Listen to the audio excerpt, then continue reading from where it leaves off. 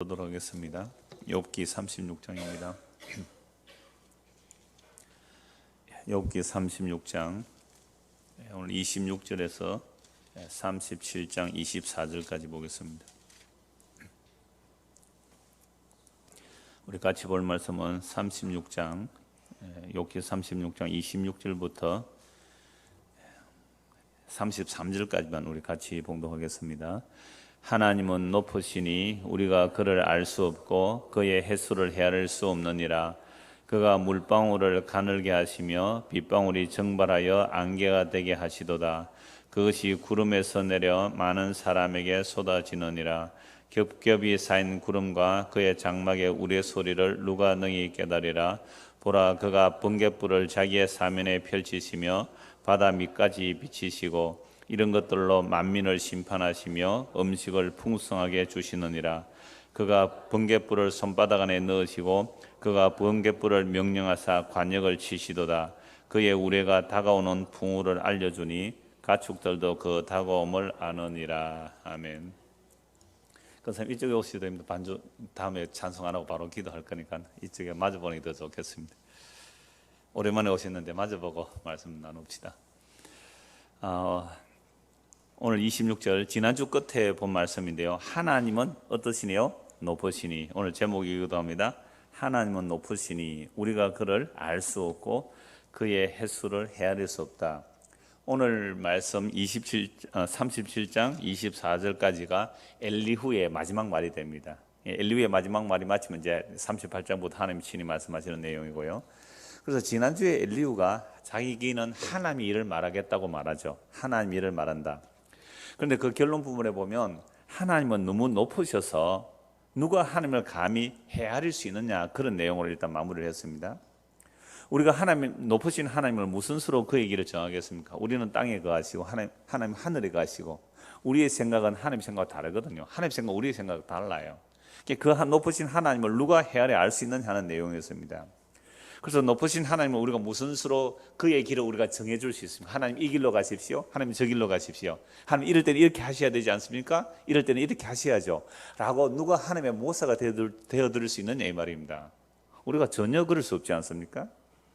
자, 그런데 또 우리는 내가 뭔가 하나님의 일이라는 것, 그럼 하나님의 일이 도대체 뭐죠? 하나님 보내신 예수를 믿는 게 하나님 일인데 우리는 어렸을 때 교회 다니면서 하나님의 일은 교회에서 시키는 일은 전부 하나님인 줄 알았어요. 그죠? 교회에서 시키면 전부 하나님의 일이에요? 아니더라는 거예요. 교회에서 얼마든지 교인들의 욕심이 나올 수도 있고 목사들의 욕심이 나올 수도 있는 거예요. 장로들의 욕심이 나올 수 있는 거죠. 그래서 그 욕심을 가지고 이게 하나님의 일입니다라고 했다 할지라도 그건 하나님의 일이 아니에요. 그건 우리의 욕심으로 나오는 건 탐심이며 우상숭배가 된다는 말입니다. 그러니까 오늘 같은 날도 대단히 우리는 열심과 특심이 있어서 온 거 아니잖아요. 그죠? 갈 데 없어서 오셨죠? 근데 어떤 제가 지난 주일 오후에 저 여수에서 오신 분 오셨잖아요. 여수 오신 분 이제 교회 마치고 한참 동안 교제를 하고 왔습니다. 그분들이 어떤 이제 그 설교를 듣는 사람 이렇게 말한대요. 왜 추석과 왜 설에 고향을 찾아가느냐? 다른 날 찾아가라 이거예요.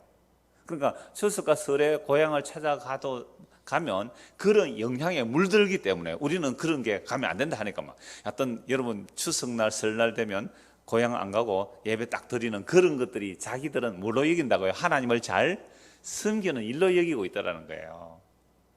그래서 한 5시까지 교제하고 같이 식사하고 그런 거 아닙니다. 그런 거 아닙니다라고 이제 얘기를 했는데요. 그러나 오늘 우리가 사실은 하나님의 일을 내가 좀 했습니다라면 그거 가지고 그 조건을 가지고 하나님을 조정하려고 하는 우리의 모습이에요. 옛날에 연 날리는 비유를 말했잖아요. 연이 저 위에 있으면 내가 어떻게 해요? 연줄을 감았다가 풀었다가 오른쪽으로 왼쪽으로. 그래 하나님이 저 하늘에 띄워놓고 내가 지금 밀고 당기고 내가 할 수 있다라고 생각하는 거죠. 근데 엘리후는 뭐라고 말해요? 아니다. 그럴 수 없다. 높으신 하나님은 그럴 수 없다라는 겁니다.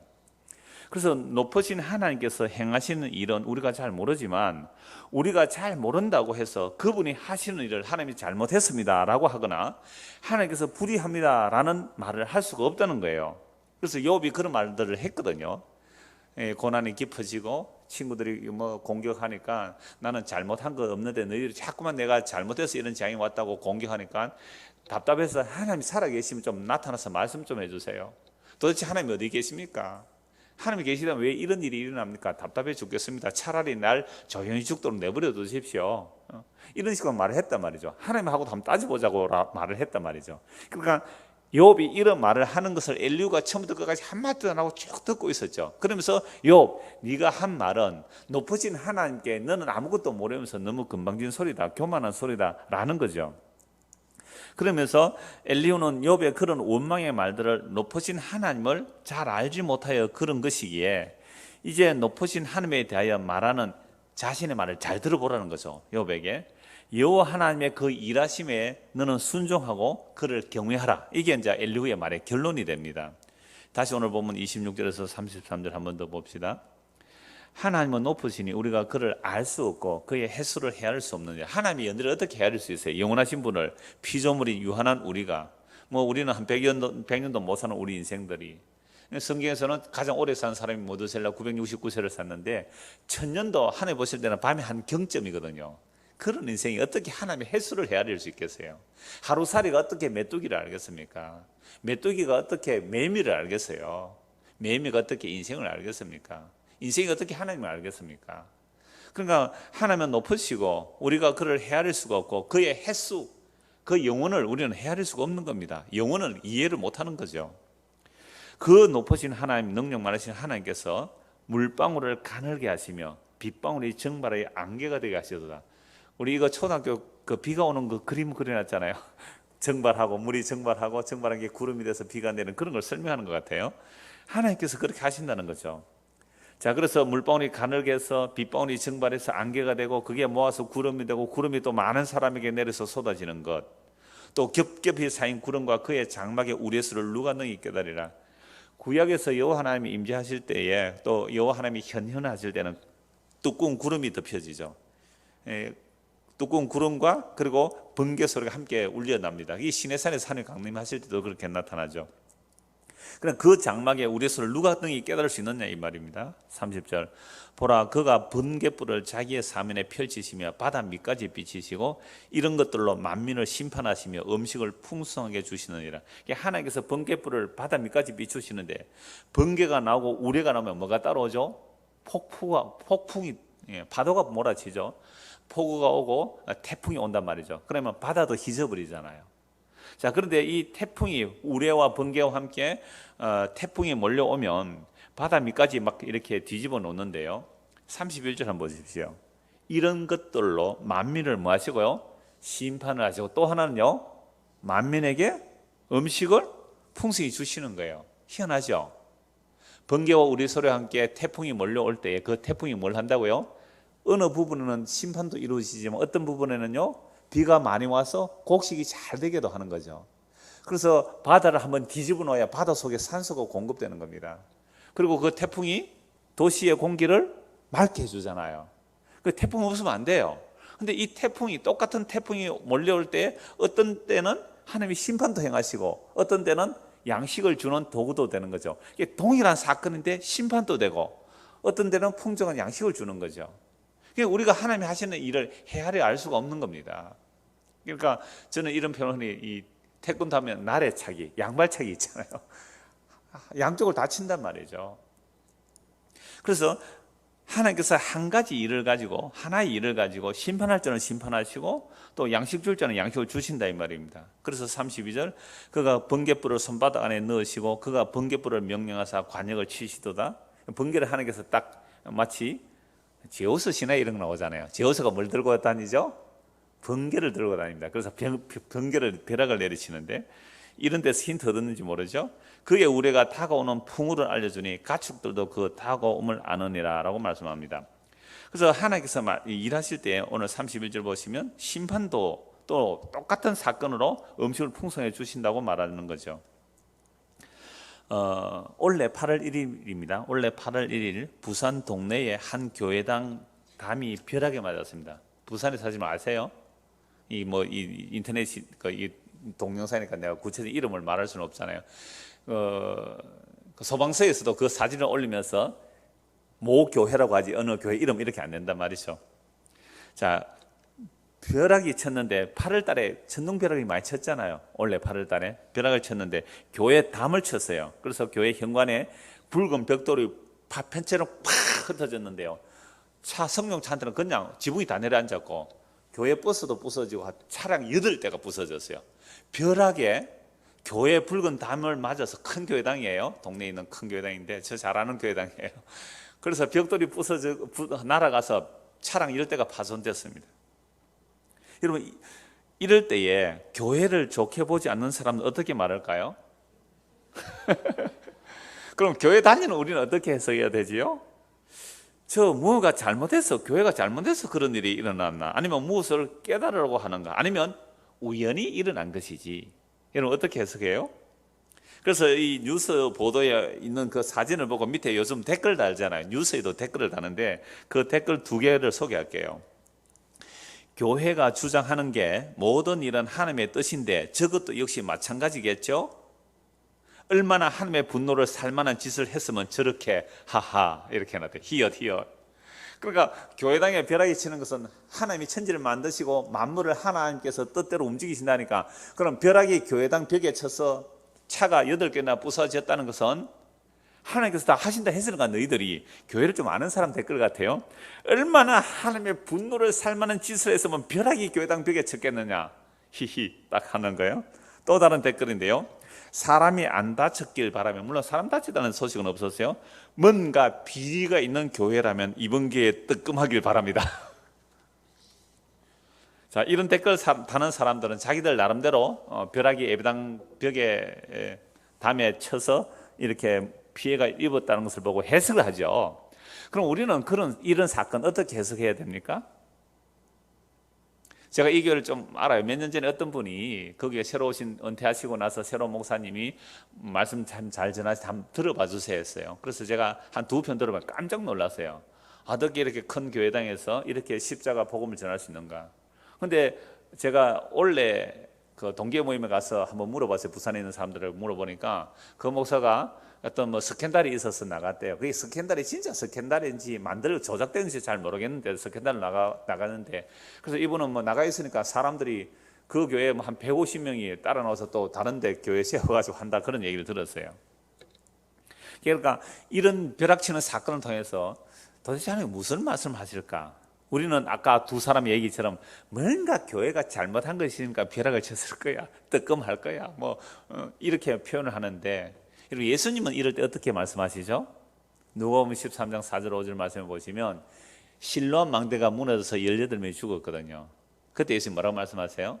실로암 망대가 무너져서 죽은 18명이 예루살렘에 있는 너희들보다 죄가 더 많아서 그들이 죽은 줄 아느냐? 너희도 회개하지 않으면 이렇게 되리라. 그러면 교회당 담에 벼락친 그 교회는 잘못했고 우리 교회는 그 잘못 안 해서 이 큰 지진에도 멀쩡한 줄 아세요? 그러니까 벼락을 치든지 천둥이 오든지 가뭄이 오든지 이 세상 만물이 어떤 일들이 있을지라도 우리는 그 일들을 통하여 성경 말씀에 비추어서 무엇을 살필 수 있어요? 하나님의 뜻을 살필 수 있다 이 말입니다. 왜? 천지 만물이 주님께로 나오고 주로 말미암아 주께로 돌아가거든요. 그래서 방금 31절 보셨지만 이러한 것들, 번개를 치든지 우레소리가 나든지 폭풍우를 몰아치든지 간에 하나님께서는 심판도 하시고 음식을 풍성해 주시는 거예요. 자, 그래서 태풍이 오면 피해를 입은 사람들은 어떻게 말하겠어요? 피해를 입으면 원망하겠죠. 예수 믿는 사람도 태풍을 맞으면 과일이 다 떨어져 버렸다. 그러면 대부분 추석 때 태풍이 많이 오는데 원래는 참 조용합니다. 태풍 때 추석이 많이 오거든요. 추석 때 태풍 때 추석이 오는 게 아니라 추석 때 태풍이 많이 와요. 그러면 과수농사 다 망치거든요. 그럼 얼마나 원망이 될까요? 그런데 만약에 태풍으로 인하여 비가 안 오면 또 뭐라고 원망해요? 비 안 온다고 또 원망하잖아요. 그러니까 결국 사람들은 세상 만사를 누구 중심으로 해석해요? 자기 중심으로 해석하니까 비가 오면 비가 온다고 원망, 안 오면 안 온다고 원망. 태풍이 와야 되는 거예요. 와야 되는데 태풍 비 오면 입는다고 원망. 그러니까 사람들마다 각자가 다 자기 중심적으로 세상을 해석하며 삽니다. 우리도 그렇죠? 그러니까 오늘 여기 왔다고 혹시 욕하실 분은 안 계신지 모르겠어요. 집안에 말이지 막 지진 꽂고 열심히 지금 반찬 만들고 있는데 자기는 교회 간다고 싹 빠지고 나온 사람 없어요. 또 나는 예배 드리러 간다 이래가지고, 그러니까 예배 드리러 오거나 예배 드리러 안 오거나 간에 우리는 다들 사실 자기 중심적으로 세상 만사를 해석하면서 살아요. 그러니까 나만 내 중심으로 해석하는 게 아니라 옆에 사람도 어떻게 해요? 자기 중심으로 해석하니까 해석과 해석이 어떻게 돼요? 충돌이 일어나죠. 이래서 서로 이단이라 그래요. 교단이 이렇게 나눠지는 거죠. 전부 다 자기 중심으로 해석을 할. 그러니까 이런 세상은 지옥이에요. 모두가 자기 중심으로 해석하는 겁니다. 그래서 이 엘리후는 요업에게 하는 말이 하나님은 높으시다. 우리가 어떻게 그 뜻을 다 헤아려 알겠느냐 하면서 계속 이어지는 말씀 37장 1절에서 11절을 보겠습니다. 이로 말미암아 내 마음이 떨며 그 자리에서 흔들렸도다. 하나님의 음성 곧 그의 입에서 나오는 소리를 똑똑히 들으라. 그 소리를 천하에 펼치시며 번갯불을 땅끝까지 이르게 하시고 그 후에 음성을 발하시며 그의 위엄찬 소리로 천둥을 치시며 그 음성이 들릴 때에 번개를 멈추게 아니하시느니라. 하나님은 놀라운 음성을 내시며 우리가 헤아릴 수 없는 큰 일을 행하시느니라. 눈을 명하여 땅에 내리라 하시며 적은 비와 큰 비도 내리게 명하시느니라. 그가 모든 사람의 손에 표를 주시어 모든 사람이 그가 지으신 것을 알게 하려 하심이라. 그러나 짐승들은 땅속에 들어가 그 처소에 머무느니라. 폭풍우는 그 밀실에서 나오고 추위는 북풍을 타고 오느니라. 하나님의 입김이 얼음을 얼게 하고 물의 너비를 줄어들게 하느니라. 또한 그는 구름에 습기를 실으시고 그의 번개로 구름을 흩어지게 하시느니라. 그는 감사고 도시며 그들의 할 일을 조종하시느니라. 그는 땅과 육지 표면에 있는 모든 자들에게 명령하시느니라. 크고 높으신 하나님께서 일하시는 걸 보십시오. 천둥 번개만이 아니잖아요. 비를 내리시고 또 눈을 명하여 땅에 내리고 작은 비도 내리고 큰 비도 내리게 하시고, 짐승들은 그 폭풍우가 몰아치면 짐승들은 땅속에 들어가 그 처소에 머물고 폭풍우를 내시고 추위를 북풍을 통하여 보내시고 얼음을 얼게 하시고 물의 너비를 줄게 하시고 구름을 습기에 실으시고 번개로 구름을 흩으시고 모든 것들을 하나님께서 조정하고 계시는 거죠. 그러니까 이러한 높으신 하나님의 일하신 천지 만물들을 다 하나님께서 창조하시고 그 창조하신 것을 하나님께서 움직이신단 말이죠. 그런데 그러한 하나님의 천지 창조 피조물을 통하여 하나님께서 음성을 말씀하신다 그래요. 2절에 하나님의 음성, 그죠? 그러니까 번개 소리를 통하여 하나님의 음성을 듣는 자도 있다 이 말이죠. 번개 소리를 통하여 태풍을 통하여 하나님의 음성을 듣는다 이 말이죠. 그래서 4절에 그 후에 음성을 발하시고 위엄찬 소리로 천둥을 치시며 그 음성이 들릴 때 번개를 멈추게 하지 아니하시느니라. 5절 하나님은 놀라운 음성을 내시며 우리가 헤아릴 수 없는 큰 일을 행하시느니라. 그래서 천둥 번개를 통하여도 하나님께서 자기 하실 말씀을 하신다 이 말이에요. 그래서 그 소리가 온 땅, 온 우주에 다 하나님께서 자기 뜻을 펼쳐내시고 하나님의 뜻대로 조정하시고 모든 사람들에게 명령하시는 분이세요. 자, 이렇게 하시는데요. 13절 혹은 징계를 위하여 혹은 땅을 위하여 혹은 긍휼을 위하여 그가 이런 일을 생기게 하셨느니라. 비를 내리고 얼음을 얼게 하시고 한 사건인데, 그죠? 이 모든 피조물을 가지고 하나님이 일하실 때 한 사건인데 그 한 사건이 어떤 때는 징계를 위하여 또는요 땅을 위하여 어떤 때는 긍휼을 위하여. 이게 오늘 제가 보고자 하는 핵심이에요. 아까 31절도 봤잖아요. 똑같은 사건으로 심판도 양식도 주시는 일이 나고 똑같은 하나의 어떤 자연 현상으로 징계도 되고 땅을 위하고 긍휼도 베푸시는 겁니다. 그래서 하나님께서 이 우주 만물 모든 피조물을 사용하셔서 어떤 경우에 징계로 어떤 경우에 땅을 위하여 어떤 경우는 긍휼로 일하시는 겁니다. 그러므로 세상의 모든 일들을 통하여 하나님의 뜻을 헤아리는 거죠. 하나님의 음성을 들으라 이 말입니다. 하나님의 음성을 들으라고 한다고 해서 신비주의처럼 무슨 사건마다 하나님의 음성 듣는다 그런 얘기가 아니에요. 하나님께서 일하실 때에 우리가 자연 만물을 통해서 하나님의 음성을 들을 수 있는데 그러나 들을 자면 듣게 하세요. 그런데 이걸 자꾸만 자기가 의도적으로 막 주의 음성 듣기 연습, 하나님의 음성 듣기 연습해가지고 바람 소리를 통해서 듣는다 해서 이거 이상한 쪽으로 가는 거 아닙니다. 하나님께서 천둥 번개 소리를 통하여 말씀하시는데 알아들을 자면 알아들어요. 예를 들자면 바울이 예수 믿는 사람 잡혀서 다메섹으로 가다가 대낮인데 햇빛보다 더 밝은 빛이 비쳤잖아요. 사도행전 9장에 나오죠. 그때 말에서 굴러 넘어집니다. 그때 하늘에서 음성이 들렸어요. 근데 어떤 사람은 주변에서 아무 소리도 못 들었고 빛만 봤다 하는 사람도 있고, 그러니까 바울만 알아듣는 거죠. 바울과 함께 여러 사람이 갔거든요. 그래서 바울은 분명히 음성으로 듣습니다. 사울아 사울아 네가 왜 나를 핍박하느냐. 다른 사람 무슨 소리로 들릴까요? 그냥 천둥 소리를 듣는 거죠. 못 알아듣는 겁니다. 이게 똑같은 천둥 소리를 통하여 하나님께서 바울을 부르시는 거죠. 사울아 사울아 네가 왜 나를 핍박하느냐. 아니 주님 누구십니까? 나는 네가 핍박하는 예수다. 똑똑히 음성을 알아들어요. 그러니까 오늘 세상에 일어나는 이런 일들을 통하여 우리도 하나님의 음성을 듣는다는 말은 하나님의 뜻을 알아먹으라 이 말이죠. 하나님의 뜻을 알아먹으라. 그러면 구약에서는 여러 부분과 여러 모양으로 말씀하시는데 이 마지막에는 하나님의 아들로 말씀하시거든요. 이거는 한번 찾아보면 좋겠습니다. 히브리서 1장입니다.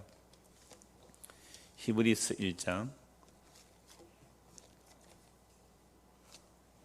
1절에서 3절까지 보겠습니다. 옛적의 선지자들을 통하여 여러 부분과 여러 모양으로 우리 조상들에게 말씀하신 하나님이 천둥번개를 통해 다 말씀하셨다 이 말이죠. 자, 이 모든 날 마지막에는 아들을 통해 우리에게 말씀하셨으니 이 아들을 만유의 상속자로 세우시고 또 그로 말미암아 모든 세계를 지으셨느니라. 이는 하나님의 영광의 광채시요. 누가 하나님의 영광의 광채세요? 예수님께서 그 본체의 형상이시라. 그의 능력의 말씀으로 만물을 붙드시며, 이 만물을 누가 붙들고 계세요? 예수님께서 붙들고 계시잖아요. 죄를 정결하게 하는 일을 하시고 높은 곳에 계신 지극히 크신 이의 우편에 앉으시니라. 그럼 오늘 제목이 하나님은 높으시니, 그 높은 곳에 누가 계셔요? 예수님이 계신다 이 말이죠. 그 높으신 하나님 이 땅에 사람이 되어 오셨고 십자가에 죽기까지 복종하시고 하나님께서 그를 높이셔서 지금 높은 곳에 계신 하나님이세요. 그래서 높으신 하나님의 자리에 앉으신 그 예수님이 지금 온 세상을 자기 말씀으로 붙들고 계시는 주가 되신 거예요. 그래서 세상 모든 일들도 예수 그리스도 중심으로 해석을 해야 돼요. 이제는 천둥이 치든 번개가 치든 지진이 일어나든 이게 다 누구 중심으로 해석해야 돼요? 예수 그리스도 중심으로 해석을 해야 돼요. 이건 이제 마지막에 이제 지진과 연결시켜서 말씀 잠시 보겠습니다. 다시 본문 37장 보십시오. 욥기 37장 14절입니다. 욥이여 이것을 듣고 가만히 서서 하나님의 오묘한 일을 깨달으라. 그러니까 지금까지 하나님께서 어떻게 일하시는지 그걸 듣고 욥 너 잘 깨달으라 이 말입니다. 하나님이 이런 것들에게 명령하셔서 그 구름의 번개로 번쩍거리게 하시는 것을 그대가 아느냐? 그대는 겹겹이 쌓인 구름과 완전한 지식의 경이로움을 아느냐? 땅이 고요할 때에 남풍으로 말미암아 그대의 의복이 따뜻한 까닭을 그대가 아느냐? 그대는 그를 도와 구름장들을 두들겨 넓게 만들어 녹여 부어 만든 그울같이 단단하게 할 수 있겠느냐? 우리가 그에게 할 말을 그대는 우리에게 가르치라. 우리는 아둔하여 아뢰지 못하겠노라. 내가 말하고 싶은 것을 어찌 그에게 고할 수 있으랴? 삼켜지기를 바랄 자가 어디 있으랴? 지금 욥에게 하는 말이 하나님께서 번개를 통하여 또는 눈을 통하여 비를 통하여 이렇게 말씀하시는데 그 높으신 하나님이 일하시는 것은 어떤 경우에 징계가 되고 어떤 경우에는 긍휼을 위해서 하나님이 일하신다. 그러므로 이 엘리후의 말은 앞에 욥의 세 친구들의 말보다 깊어진다 그랬잖아요. 욥의 세 친구들은 욥 보고 늘 천편일률적으로 뭐라고 얘기합니까? 욥 너 죄 지어서 이런 재앙을 당한다. 엘리후는 다르다 그랬죠. 그러니까 죄 때문에 올 수도 있고 앞에서 봤어요. 하나님께서 너를 교훈하기 위해서 이렇게 재앙을 내릴 수도 있다. 그리고 또 뭐라고 말씀하세요? 오늘 말씀에는 긍휼을 위해서도 재앙을 내릴 수 있다. 아니 하나님께서 재앙을 주시는데 그 재앙을 통하여 심판도 되지만 긍휼도 나온다는 거죠. 여기서 고난의 깊이와 넓이, 깊이가 깊어지고 넓이가 넓어지는 거예요. 그러니까 어떤 사람이 우리가 볼 때는 저 사람 재앙을 받았다 싶은데 그 재앙이 아니라 뭘 베푸시기 위한 일이에요? 긍휼을 베푸시는 일이 일어날 수 있다 이 말이에요. 정말 놀라운 일이죠. 그러니까 욥에게 엘리후가 하는 말은 하나님의 일하심을 잘 한번 들어보라 이 말이에요. 그러면서 21절도 보시죠. 21절. 그런즉 바람이 불어 하늘이 말끔하게 되었을 때 그 밝은 빛을 아무도 볼 수 없느니라. 막 태풍 치고 폭풍 치고 구름이 햇빛이 안 보였지만 태풍이 딱 물려가고 나면 찬란한 햇빛이 뜨잖아요. 그 햇빛을 사람이 볼 수 있어요, 없어요? 못 봐요. 그런데 태양도 우리 눈으로 맨눈으로 못 보는 사람이 태양을 만드신 하나님을 볼 수 있겠어요? 그래서 22절 북쪽에서 황금 같은 빛이 나오고, 구약성경에 보면 하나님의 보좌를 어디에 있어요? 항상 북쪽 하늘에 있다고 봐요. 북쪽 하늘에. 그래서 북쪽에서 황금 같은 빛이 나오고 하나님께서 두려운 위험이 있다. 누가 감히 이 높으신 하나님을 볼 수 있겠느냐 이 말이에요. 전능자를 우리가 찾을 수 없나니 그는 근능이 지극히 크사 정의나 무한한 공의를 굽히지 아니하심이라. 그러므로 사람들은 그를 경외하고 그는 스스로 지혜롭다 하는 모든 자를 무시하느니라. 그래서 하나님은 너무 높으신 분이에요. 그의 근능은 지극히 크셔서 하나님의 정의나 무한한 공의를 굽히지 않습니다. 그러므로 사람들은 이해하지 못할지라도 마땅히 그를 경외하는 것이 당연하다. 엘리의 말에 틀릴 말 없잖아요. 그러니까 욥도 엘리의 말에 반박을 못하죠. 근데 놀랍게도 우리가 앞에서 살펴보았습니다만 엘리의 완벽하게 욥을 설득할 수 있는 말이잖아요. 여기에 우리도 반발 못해요. 하나님이 너무 높으신데 네가 뭐 하나님 안다고 이랬다 저랬다 말할 수 있니? 그게 우리 할 말 없어요. 높으신 하나님 어떻게 우리가 다 헤아릴 수 있어요? 그런데 엘리의 이 말에 욥은 항복을 안 해요. 회개를 안 해요. 너는 잔소리 말고 하나님께 순종하고 하나님을 경외해. 이게 엘리의 말의 결론이거든요. 근데 욥은 엘리의 말에 회개 안 합니다. 근데 희한하게 이 폭풍우를 말했는데 하나님께서 다음 주에 보겠습니다. 38 1절 한번 보세요. 그때에 여호와께서 폭풍우 가운데서 욥에게 말씀하여 이르시되, 그러니까 하나님께서 어디에서 말씀하세요? 폭풍우 가운데. 지금 엘리야가 무슨 말씀으로 마무리해요? 폭풍우를 얘기하잖아요. 우리의 번개 폭풍 속에 말씀하시는 하나님을 우리는 잘 알 수 없다. 그러니까 까불지 말고 너 하나님께 순종해. 이렇게 했는데 욥은 항복 안 해요. 근데 드디어 하나님께서 어디에서 말씀하세요? 폭풍우 가운데서 말씀하세요. 폭풍우 가운데. 그러니까 욥은 나중에 하나님 말씀 앞에 이제 회개하게 되는 거죠. 그래서 엘리야의 오늘 결론의 말씀은 이거예요. 우리가 높으신 하나님을 헤아려 알 수가 없기 때문에 우리는 하나님께 어떤 반론을 할 수가 없다. 만약에 욥 네가 똑똑하고 잘한다면 한번 말해봐라 이 말이에요. 이 19절 우리가 그에게 할 말을 그대는 우리에게 가르쳐라. 우리가 하나님께 할 말이 없다. 어떤 하나님께서 처분을 하시는 우리 할 말이 없다. 만약 욥 너 할 말이 있다면 우리에게 한번 가르쳐봐라. 우리는 아돈하여 하나님께 아뢰지를 못하겠다. 내가 말하고 싶은 것을 어찌 그에게 고할 수 있으랴. 이 말은 뭐예요? 그런데 내가 하나님 이건 참 부당한 것 같은데요, 하나님 이럴 수 있습니까? 라고 말하고 싶지만 만약 그렇게 하나님께 대든다면 너는 하나님께 어떻게 될 거라? 삼켜질 거야. 그러니까 까불지 말고 너 조용히 하나님의 일하심에 무릎 꿇고 처분대로 하옵소서 하고 하나님을 경외해야지. 감히 인간의 주제에 하나님께 대들다니 너 교만해. 이게 이제 엘리야의 말의 결론이에요. 근데 욥의 세 친구가 다른 점은 뭐라고 했어요? 욥이 당하는 재앙이 놀랍게도 한 가지 다르게 볼 수 있는 내용이 뭐예요? 전부 욥의 친구는 심판이라고 그랬잖아요. 근데 엘리야는 뭐라고요? 긍휼을 위해서도. 똑같이 벼락이 쳤는데 심판의 벼락이, 우리는 전부 다 벼락 맞을 놈 이러잖아요. 아주 나쁜 짓 하는 사람 뭐라 그래요? 이 벼락 맞을 놈 이러잖아요. 그럼 벼락을 심판으로 봐요, 우리 일반적으로. 그러니까 누구나가 벼락이 맞아서 누가 심판을 당했다 그러면 우리가 볼 때는 그 사람이 다들 잘못했다. 아까 제가 댓글 소개했잖아요. 그게 일반적인 정서예요. 보편적인 정서예요. 이렇게 되면요, 십자가 볼 수가 없어요. 이 사탄이 우리한테 심어준 보편적인 시각이 그런 거예요. 나쁜 짓을 했으니까 벼락이 떨어졌을 거야. 아까 두 사람 댓글 소개한 게 그거예요. 뭔가 비리가 있으니까 벼락이 쳤을 거야. 그러니까 어떤 벼락을 맞았을 때에는 회개를 하든지 잘못된 것을 고치든지 이렇게 해라. 이게 우리 가운데 보편적인 생각이 우리 다 들어있죠. 그러니까 이런 마음을 누가 심어줬어요? 마귀가 심어줬습니다. 마귀가. 물론 하나님께서 마귀를 허락했기 때문에 이런 일이 일어나잖아요. 그러니까 여기에 갇혀서 나올 수가 없는 거죠, 욥의 세 친구들이. 근데 엘리야는 뭐라고요? 똑같이 벼락을 맞았다 할지라도 하나님께서 뭘 해서? 긍휼을 보이기 위해서 벼락을 내릴 수 있다는 겁니다. 그래서 오늘 제가 본 핵심의 내용이 이제 20절 10절 똑같은 사건이 우리와 번개와 폭풍과 일어날 때 그 한 가지 일을 통하여 하나님은 징계도 하시고 땅을 위에도 하시고 긍휼 위에도 하신다라는 말씀입니다. 제가 다른 표준 세번역으로 보면 이렇게 되어 있어요. 하나님은 땅에 물을 주시려고 비를 내리십니다. 사람을 벌하실 때에도 비를 내리시고 사람에게 은총을 베푸실 때에도 비를 내리십니다. 방금 읽었던 그 13절 말씀을 세 번역 이렇게 번역해 놓은 거예요. 그러니까 하나님께서 땅에 물을 주시려고, 땅에 뭐 하시려고? 물을 주시려고 비를 내리시잖아요. 이 시편에 나와요. 하나님께서 산에서 물을 주신다고. 하나님께서 하늘 누에서 산에 물을 주신다고. 하나님께서 물을 주시니까 나무가 자라고 풀이 자라고 들짐승들이 그 풀을 뜯어먹고 자라는 거. 하나님께서 물을 주신다 그래요. 그래서 하나님의 일하심이 충만하다. 이게 13절에 징계를 하고 땅을 위해, 땅에 하나님께서 비를 주세요. 자, 비를 주시는데 이게 징계도 되고 어떤 경우는 뭐가 되고요? 긍휼도 되고 긍휼도 되고. 그래서 나중에 욥기 38장 39장에 나가보면 저 빈 광야 황무지 아무 사람도 살지 않는 그곳에 비 내리는 이유를 너 아니? 하나님께서 욥에게 그렇게 물으세요. 우리는 아까 누구 중심이라고 그랬어요? 내 중심이에요. 우리 창원에 비 잘 오면 다른 데 비 오거나 안 오나 관심 있어요 없어요? 없다니까요.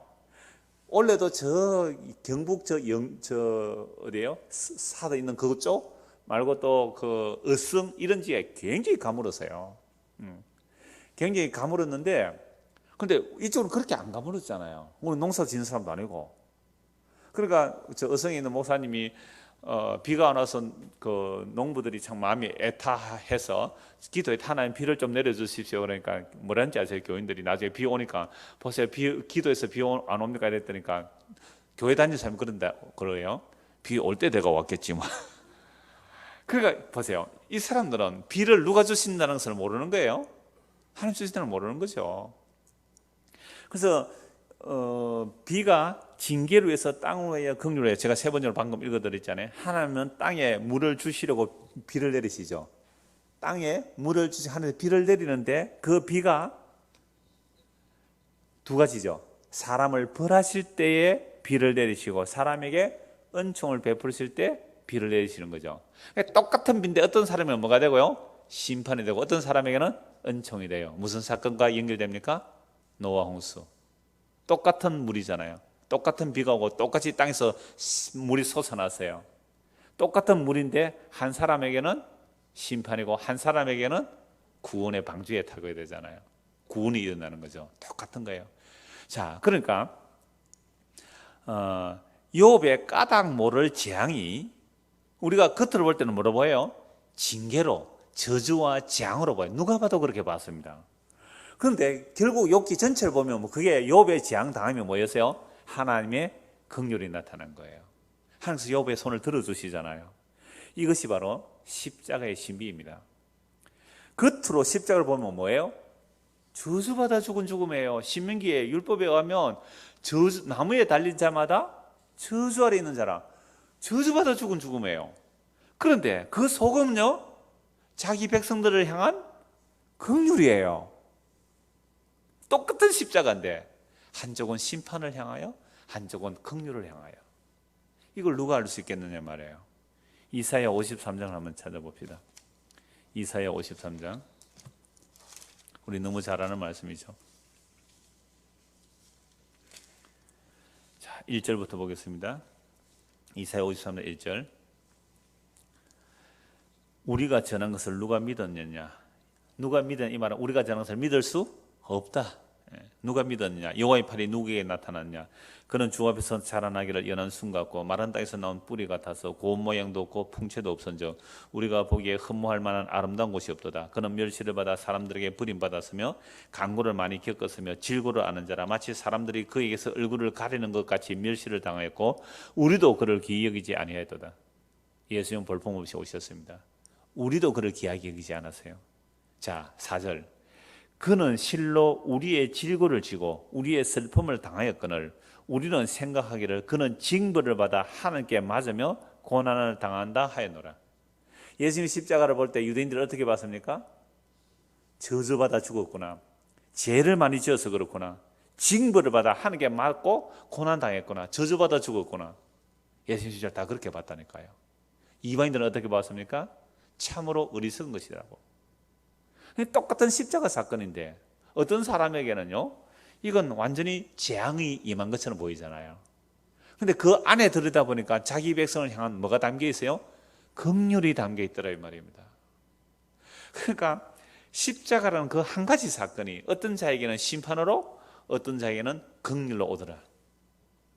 하나님께서는 이렇게 한 가지 일로 두 가지 일을 함께 성취하시는 분이시잖아요.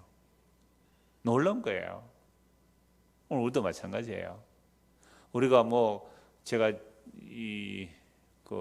지난번에 말씀드렸습니까? 주일날 말씀드렸겠네요. 경기도 모임에서 돌아가시던 분이 교통사고 나갔다는 얘기를 했잖아요. 그러면 이상훈 목사하고 성경보하고 오다가 교통사고 났다. 이 사건이 어떤 사람이 볼 때는 물어보여요. 다시는 그 성경보하러 가지 말라. 봐라, 그거 가다가 교통사고 났잖아. 이렇게 물어볼 수 있어요? 재앙과 저주로 보일 수 있잖아요. 근데 막상 그 당한 일을 당한 사람 안에서 오히려 이 사건을 통하여 예수 그리스도를 더 깊이 알게 되었다면 그건 무슨 사건이 돼요? 교통사고가? 긍휼의 사건이에요. 그래서 은혜를 베푼 사건이 된다 이 말이죠. 이제 무슨 말씀 드렸지 이제 이해되시죠? 그러니까 성도는요, 범사에 감사할 수 있는 거죠. 우리에게, 다른 사람 볼 때 우리에게 재앙 같은 것이 하나님의 긍휼이 담기는 일이라면, 그래서 범사에 기뻐할 수 있는 거죠. 이게 자유라 그래요. 근데 사람들은 어때요?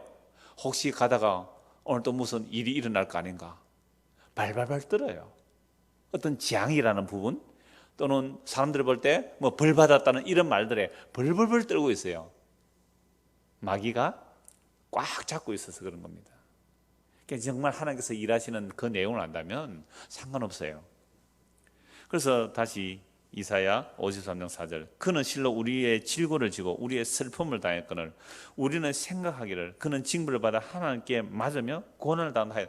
겉으로 볼 때 십자가는 다 저주받아 죽은 거고 하나님께 벌받아 죽는, 저주받아 죽은 모습이잖아요. 그러나 5절, 그가 찔림은 우리의 허물 때문이요 그가 상함은 우리의 죄악 때문이라. 그가 징계를 받음으로 우리는 평화를 누리고 그가 채찍에 맞음으로 우리는 나음을 받아도다. 우리는 다 양 같아서 그릇 행하여 각기 제 길로 갔거늘 여호와께서는 우리 모두의 죄악을 그에게 담당시키셨도다. 그러나 예수 그리스도의 십자가의 사건은요, 다 유대인들을 볼 때, 이방인들을 볼 때 저주받아 죽은 죽음이고 재앙이고 하나님께 벌받아 죽는 죽음인데, 세상에 누구에게는 그게 구원의 소식이 돼요? 하나님의 택하신 자들, 창세전에 그리스도 안에서 택하신 자들, 영원전에 그리스도 안에 택하신 자들은 그 미련하고 어리석은 십자가가 하나님의 긍휼의 사건으로 보는 거예요. 나는 그를 죽인 죄인인데 하나님께서는 우리의 죄를 그에게 대신 담당하시고 우리는 각기 제 길로 가버린 자들이에요. 언제 한번 우리가 똑바로 주님 향해 그런 적이 있습니까? 단 한 번이라도 똑바로 주님을 위해서 그런 적이 있어요? 정말 마음을 다하고 힘을 다하고 성품을 다하고 목숨을 다하여 주 너의 하나님을 사랑하고 이와 같이 내 이웃을 내 몸처럼 사랑, 그 길을 간 적이 있습니까? 우리에게?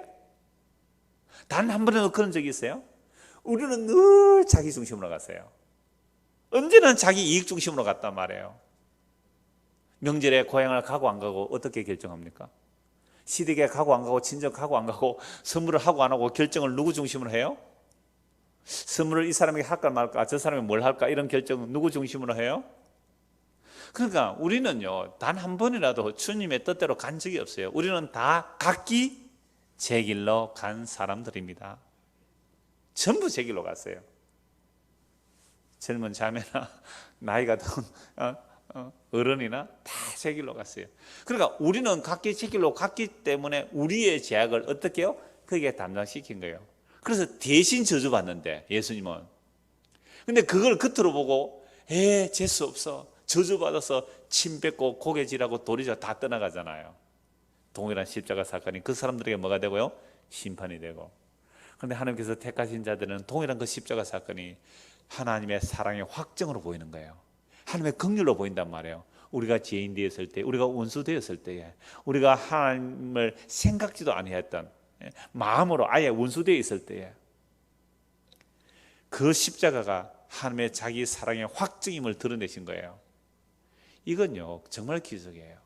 그래서 같은 십자가 사건을 통하여 어떤 사람이 심판의 소식이 되고 어떤 사람에게는 긍휼의 소식이 돼요. 그러면 십자가를 통하여 긍휼의 소식으로 하나님의 사랑으로 보이는 사람들은 이 역사 속에서 어떤 모습일까요?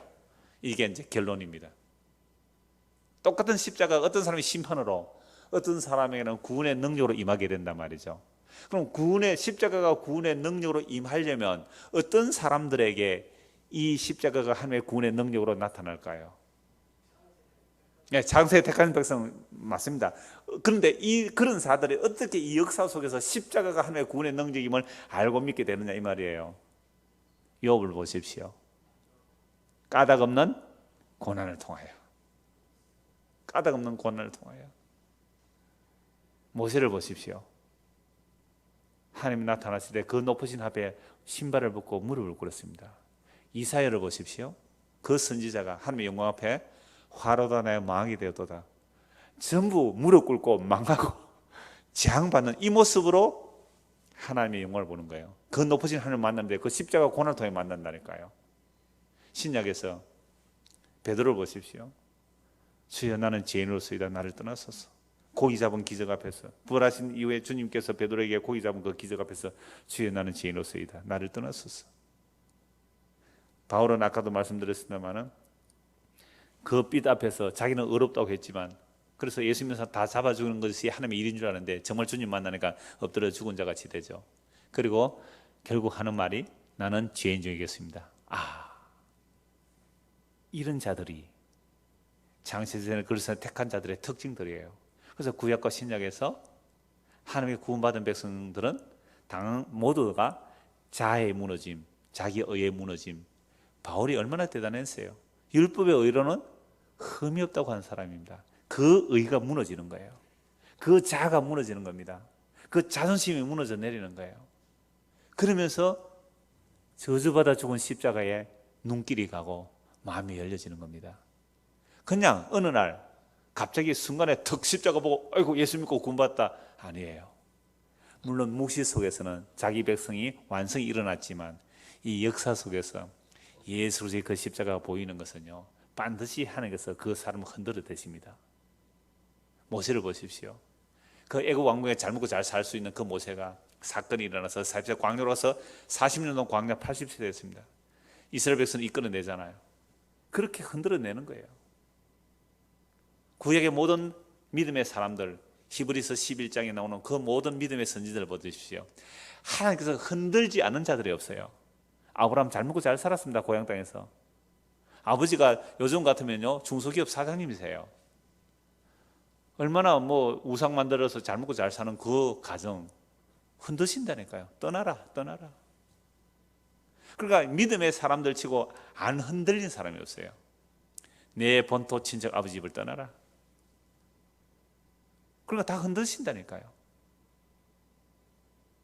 그 사건들을 통해요 하나님께서 자기 백성을 이끌어내시고, 그래서 아무도 그들도 보지도 않았던, 여러분 오늘 여기 있는 우리가 정말로 내가 원하는 내 뜻대로 일들이 잘 풀리고 형통하고 승승장구해서 세상이 원하는 뜻대로 다 되었다면 정말 저주받아 죽었다는 그 예수의 십자가, 그게 마음이 갈까요? 그런데 오늘 이 땅의 십자가는 왜곡된 십자가예요. 십자가를 부적처럼 사용하고 있거든요. 십자가를 마치 알라딘의 램프처럼 사용한단 말이죠. 십자가 얘기하면서 예수님께서 우리를 위해서 대신 저주받았기 때문에 우리는 저주받으면 안 되고 그 십자가 올라타서 우리는 세상에서 성공해야 된다고 세상의 성공주의로 나가버려요. 이게 번영신학이에요. 그런 십자가 아니에요. 주님 다시 오시는 그날까지 미련하고 어리석은 십자가예요. 그래서 그 십자가가 눈에 밝게 보이려면 제가 방금 말씀드린 대로 어떻게 해야 된다고요? 삶의 지반이 흔들려요. 삶의 지반이 흔들리는 거예요. 그러면서 자존심이 상해요. 때로는 몸이 약해지기도 하고요. 요즘 젊은 사람들 말로는 정말 쪽팔리는 일들이 일어나는 거예요. 이거 살아야 되나 말아야 되느냐. 차라리 탁 죽었으면 좋겠다. 그런 마음도 마구마구 들어요. 놀랍게도 그렇게 낮추어졌을 때 천지를 지으신 그 높으신 하나님이 나보다 더 낮은 자리에 있더라고요. 내가 더 이상 내려갈 수 없는 바닥이라고 하는 그 바닥에서 보니까 나보다 더 낮은 곳에 주님이 계시더라 이 말입니다. 그때 무엇이 발견돼요? 십자가는 긍휼의 자리가 되는 겁니다. 히브리서 12장 한번 보시죠. 히브리서 12장 25절입니다.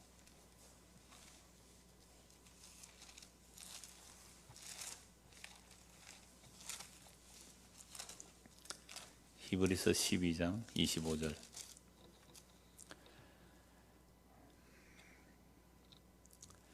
너희는 삼가 말씀하신 일을 거역하지 말라. 땅에서 경고하신 일을 거역한 그들이 피하지 못하였거든 하물며 하늘로부터 경고하신 일을 배반한 우리를 거보냐. 땅에서 경고를 누가 했어요? 모세가 했습니다. 모세가 시내산에 산의 말씀을 받을 때 시내산이 뭐가 일어났어요? 지진이 일어났습니다. 천둥, 번개, 우레. 그 땅이 진동했단 말이죠. 그런데 이제는 하늘로부터 경고하신 이 누구죠? 예수 그리스도. 24절 새 언약의 중보자이신 예수가 및 아벨의 피보다 더 나은 것을 말하는 뿌린 피라. 새 언약의 피. 새 언약의 피가 어떤 사람에게는요 심판이 되고 어떤 사람에게 긍휼이 되잖아요.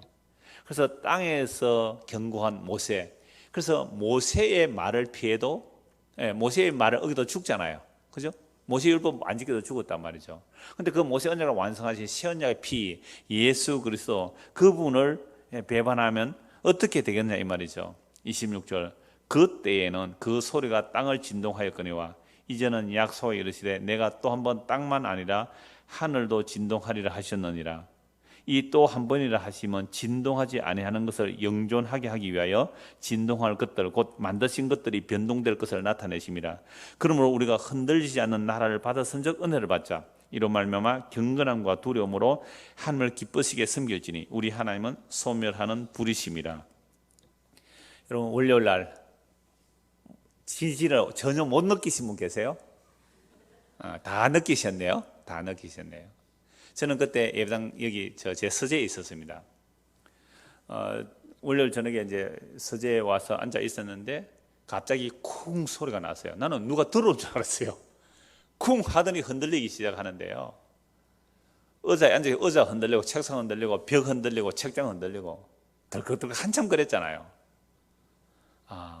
얼마 전에 또 지진 왔잖아요. 그죠? 원래 몇 번의 지진 왔어요. 그때도 제가 감지를 했는데 이거는 아예 완전히 몸이 다 흔들거렸어요. 아마 깜짝 놀랐을 건데. 자, 그렇게 흔들리는데요. 제가 태어나고 정말 그렇게 흔들리는 건 처음이죠.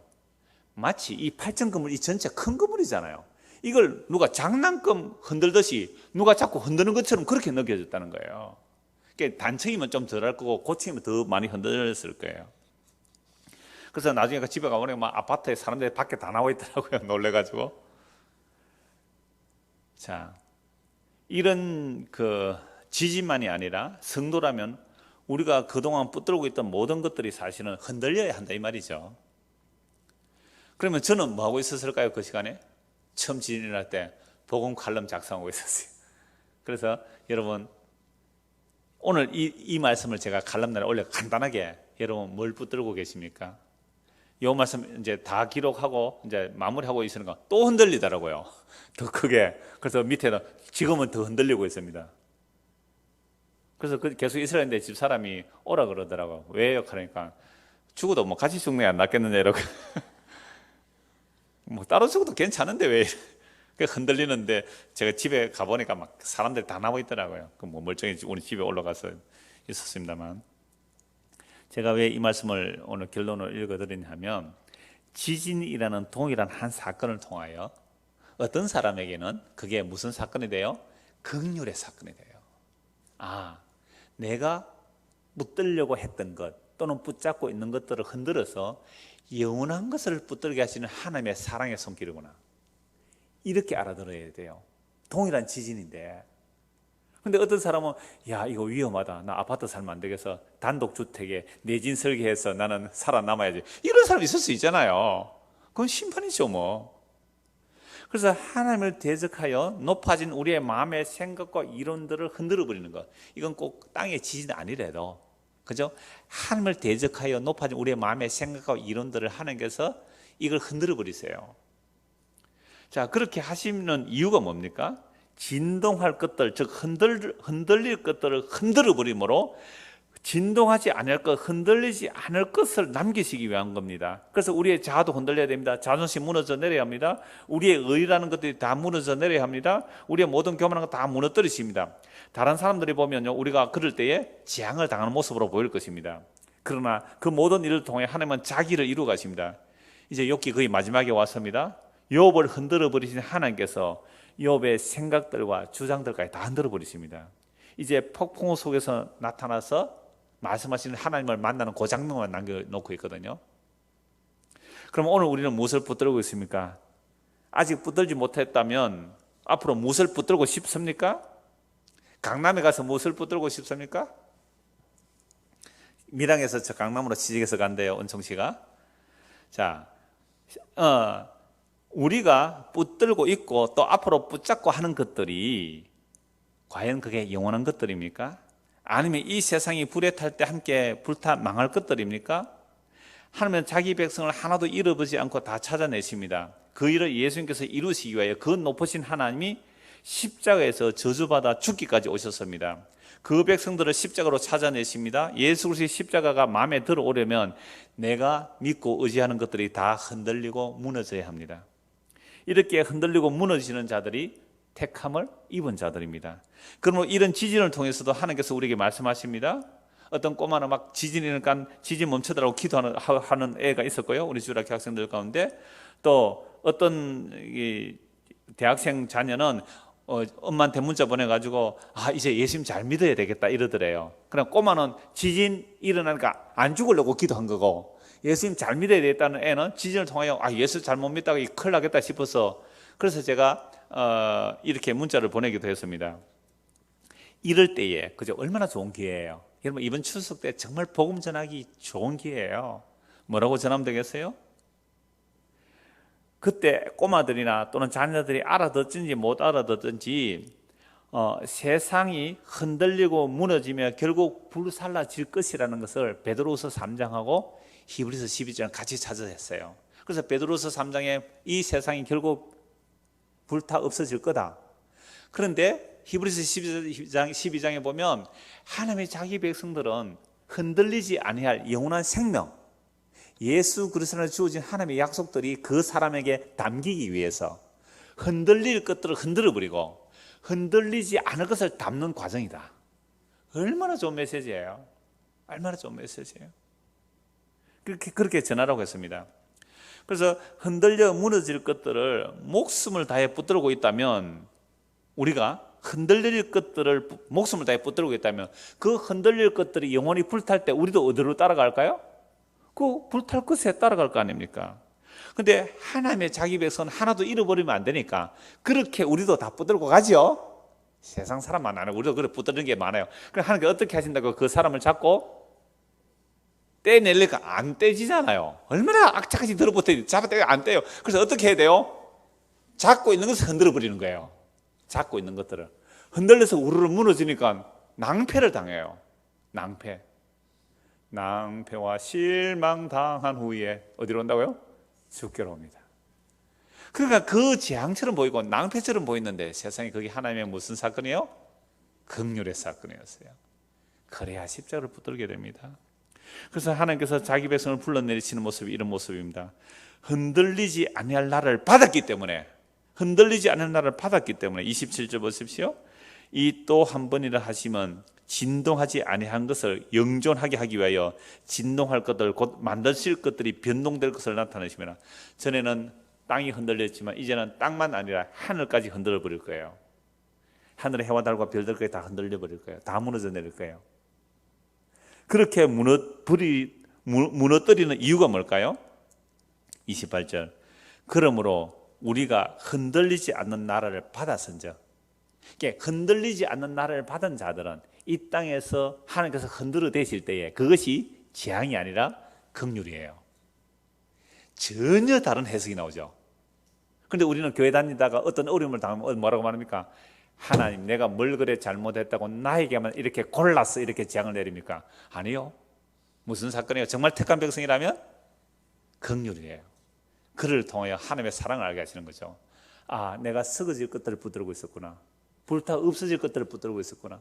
무너질 것들을 붙들고 있었구나. 이걸 주님께서 나에게 털어내시고 무너지지 않고 쇠하지 않고 더럽히지 않은 영원한 나라를 우리에게 심어주시기 위하여 주께서 나를 흔들고 계시구나. 흔들려도 기뻐할 수 있는 거예요. 저 되게 흔들렸거든요. 4층에서. 얼마나 많이 흔들렸어요. 뭐 책상 밑에 안 숨었습니다. 밖으로 안 뛰어나갔어요. 흔들리는 세상 속에서 흔들리지 아니할 것들을 우리 안에 담기 위해서 오늘도 하나님께서는 이 모양 저모로 흔드실 거예요. 앞으로도 흔드실 거예요. 그럴 때마다 동일한 사건인데 이걸 통하여 주의 긍휼을 담는 사건으로 보시는 자들, 이런 사람들이 믿음의 사람들이에요. 이런 사람들은 세상에 흔들리는 것이 두려울까요? 안 두려울까요? 안 두려워요. 어차피 무너질 거 미리 알게 하셔서 빈손 들고 십자가만 붙들게 하시는 하나님의 긍휼이요, 하나님의 사랑이요, 하나님 자기 택한 백성들에게 나타나는 하나님의 크나큰 긍휼이심을 믿고 살아가는 저와 여러분 되기를 소원합니다. 기도하겠습니다. 하나님 아버지, 높으신 하나님께서 너무 높아서 우리가 알지 못했는데 그 높으신 하나님이 자기를 비워 십자가에 죽기까지 하시니 너무 낮아졌다고 또 믿지 못한다는 사람들입니다. 이런 우리가 어떻게 십자가의 예수님이 하나님의 긍휼과 사랑의 확증을 알 수 있겠습니까? 오직 예수 그리스도 안에서 영원전에 택하신 자들에게 우리가 붙들고 있는 것들을 흔들어서라도 그 예수님을 바라보게 하시는 이 주님의 긍휼과 주님의 사랑을 알게 하심으로 이 세상 그 어떤 일도 우리를 흔들 수 없다는 그 주의 약속의 말씀 때문에 믿음으로 담대하게 세상을 이겨나가는 성도가 되게 하여 주옵소서. 감사하고 예수 그리스도 이름 받들어 기도드리옵나이다. 아멘. 자, 이렇게 기도하고 돌아가겠습니다. 금요일은 쉽니다.